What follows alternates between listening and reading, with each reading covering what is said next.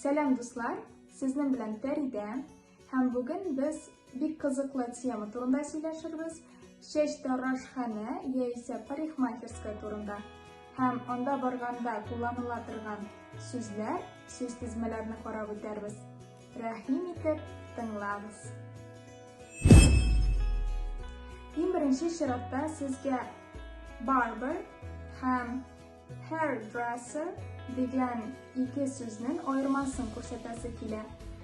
Barber u yigitlarning sheshin kesa turgan kishi ham onun ishli turgan o'rni barber shop deb ataladi. Hairdresser ise barber so'zidan ayirmali bo'larak yigitlarning ham xotin qizlarning da sheshin kesa turgan sheshtarash ham onun ishli turgan o'rni hair salon bo'ladi.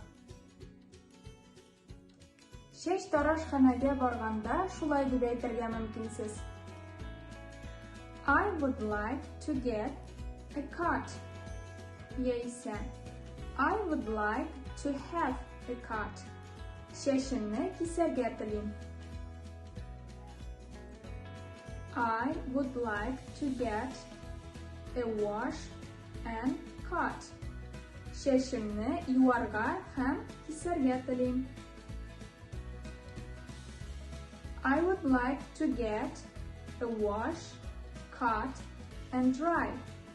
Sheshimni yuvarga, kesarga ham keptirilga tiling. I would like to have a trim. Sheshimni biroz qisqartirga esa bir necha santimetrga gina kesarga tiling. I would like to have a perm deganda bitra sheshli bo'lsangiz ona maxsus ximikat kullanib turaytalar. Kirisincha sheshni turaytasiz kelsa bidralandiradi. Perm so'zi permanent degan so'zning qisqa varianti. Ham u doimiy ravishda, belda uzoq vaqtga deb tarjima etiladi.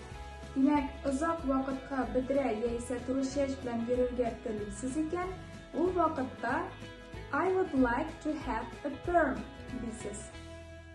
Kelasi kerakli so'z tizmalar. Masalan, I'd like to get my hair. Sheshimni bo'luvin tiling. Nega bo'luvin tilaysiz? I would like to get my hair cut. Ya'ni sheshimni kesiluvin tiling. Esa sheshni kesarga tiling. I would like to get my hair colored or dyed. Sheshimni bo'yarga tiling. I would like to get my hair bleached. Sheshimni og'artirga tiling. Masalan, sheshingiz krem tusda ekan, uni og'artib, biroz oshiqroq tusga kiritasiz. I would like to get my hair streaked. Sheshimga turli tusda yo'llar yasavin tiling, esa ikkinchi turli milирование yasatirga tiling deb aytadilar.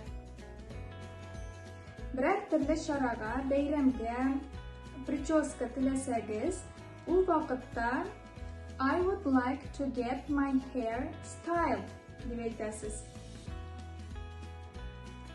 I would like to get my hair layered. Layer all inglizcha qatlam deb tarjima etiladi.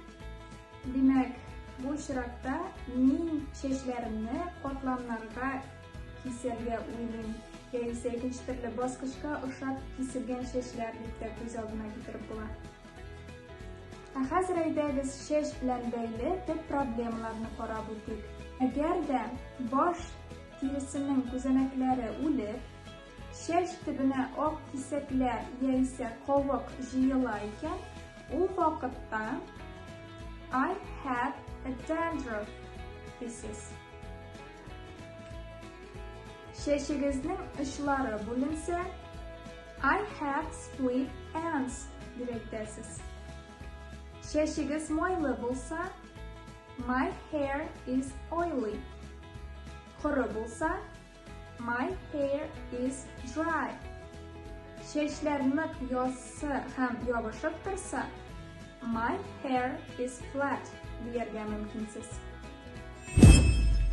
Шуның белән дәрес тамам. Видеоны файдалы дип табарга булсын. Бергә булыйк, бердәм булыйк, сау булыгыз.